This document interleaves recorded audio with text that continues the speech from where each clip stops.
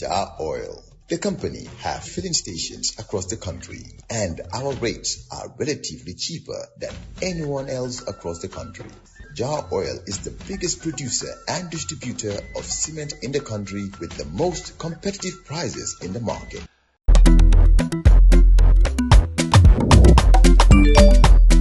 Axel jam si Wave. Yo, apply. Yo, luta do de. Luta mo nulo jël moto nga andil ma xaalis. Hello? Bisul mu fine. What? Bisul mu fine. Oh, yes!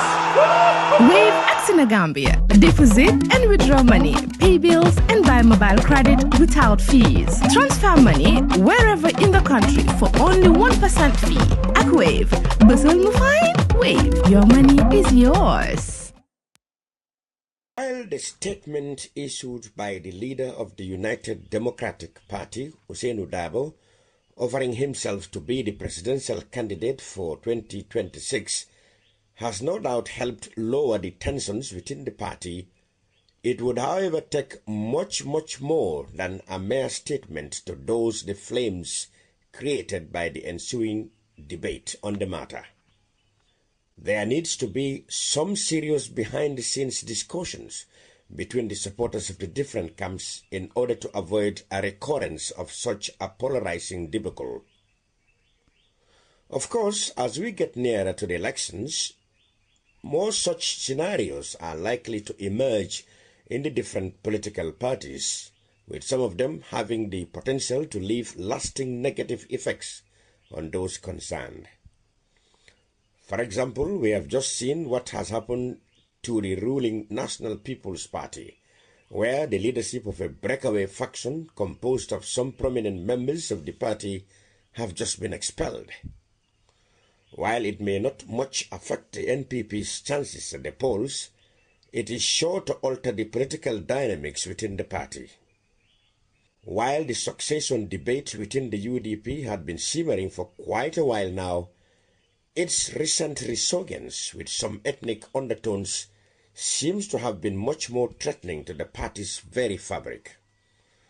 It clearly brought out in the open the existence of factions that had the tendency to cause a serious split within the party's ranks.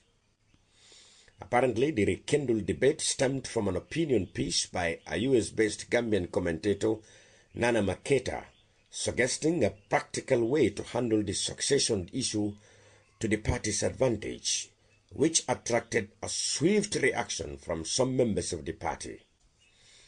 In the opinion piece, Nanama referred in particular to the persistent rumors that the mayor of Kanifing, Talib Ahmed Bensouda, was one of the potential successors if or whenever the party leader decides to step down, referring to it as the Talib dilemma. However, the reaction to Nanama's piece was not only swift, but in many instances quite harsh and uncompromising. While to some political pundits, Nanama was simply analyzing the real situation within the UDP, to some UDPians, including the firebrand chairman of the Brikama Area Council, Yankuba Darboe, it tantamounts to crossing a red line. Yankuba described Nanama's commentary as being illogically Mandinka-phobia, urging its proponents to form their own party and get a non-Mandinka leader for it. While also appearing on the popular member-caring television program, Chairman Darboe went further to categorically state that he would never support Talib's candidature, even threatening to reconsider his membership of the party in such an event.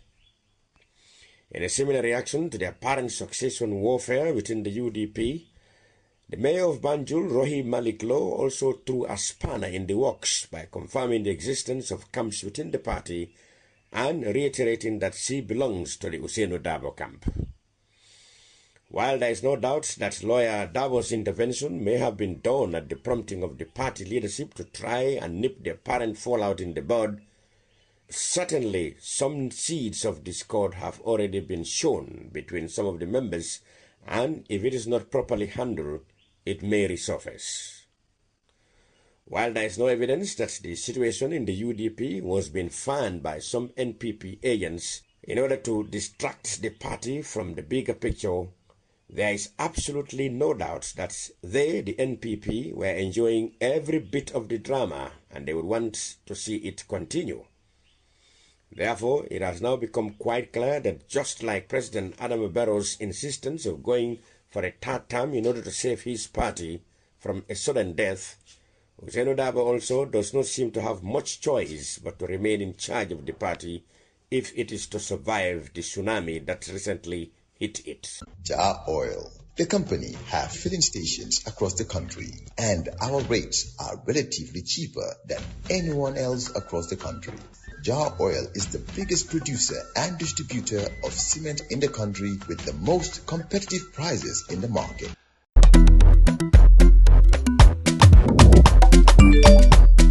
Axel jam si Wave. Yo, apply. Yo, luta do de. Luta mo nulo jël moto nga andil ma xaalis. Hello? Bisul mu fine. What? Bisul mu fine. Oh, yes! Wave Gambia. Deposit and withdraw money, pay bills and buy mobile credit without fees. Transfer money wherever in the country for only 1% fee. At Wave, Bisul mu fine. Wave, your money is yours.